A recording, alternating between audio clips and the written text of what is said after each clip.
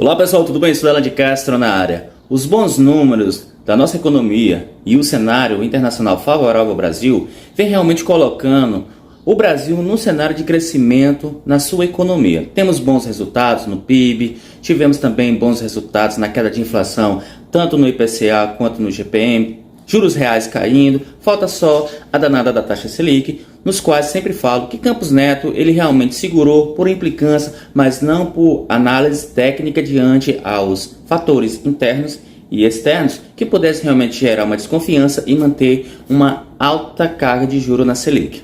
Então, diante disso, empresários aqui no Brasil vêm questionando o porquê esta demora em não reduzir as taxas de juros Selic, que poderia cair de forma gradual, mas o próprio presidente do Banco Central levou mais de meio ano para poder analisar e pensar na redução de juros. Luísa Trajano, uma das maiores empresárias aqui do Brasil, na área do varejo de elétricos e imóveis, cobrou novamente Campos Neto.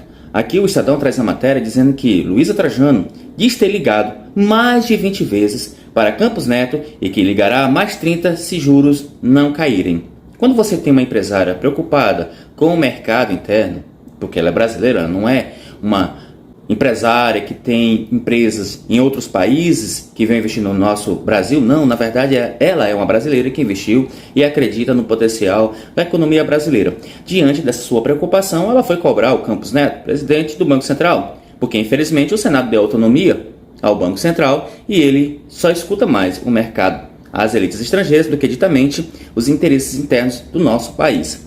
Então, a matéria do Estadão traz redução da Selic. A presidente do Conselho de Administração do Magazine Luiza, Luísa Trajano, foi incisiva com o presidente do Banco Central, Roberto Campos Neto, ao pedir uma sinalização do dirigente sobre um corte de juros. Ao pedir a palavra durante um evento no Instituto para o Desenvolvimento do Varejo, o IDV, ela disse que já ligou para ele mais de 20 vezes, recentemente, que havia mandado muitos recados sobre a necessidade de a Selic, atualmente de 13,75 ao ano, ser reduzida.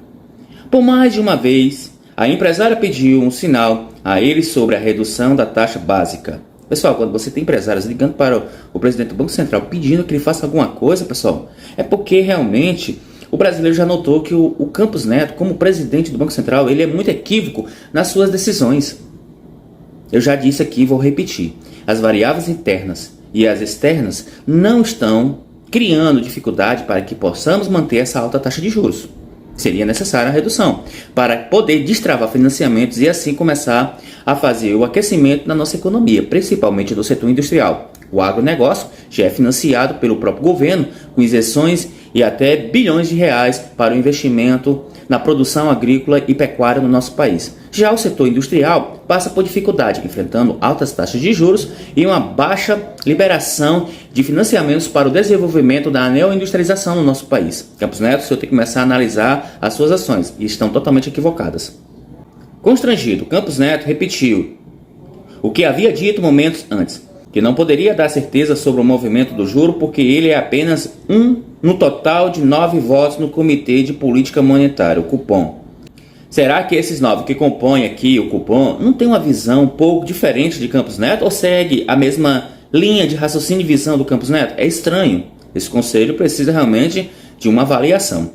Então, dando continuidade, Luiz insistiu e acrescentou: baixa os juros, mas não é 0,25 pontos percentual. Não é que é muito pouco, ela falou. Senhor Campos Neto, eu já tinha até falado essa semana que o interessante agora para a próxima reunião do Copom é que essa taxa de juros Selic ela possa cair 1 ponto percentual. Na pior das hipóteses, poderia cair mais? Poderia.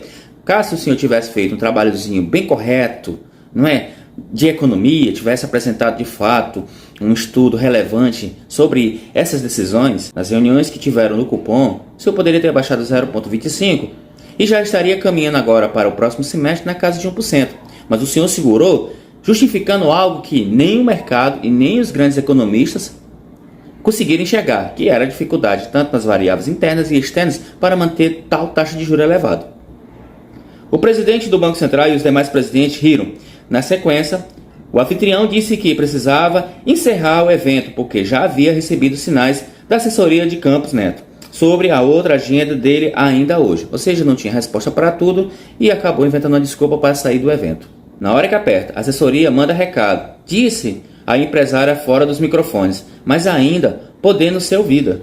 Ela prometeu ligar para ele mais 20 ou 30 vezes se for necessário e cobrou a sinalização feita por Campos Neto, que não a deu. Até a própria Luísa Trajano percebeu, seu Campos Neto, né?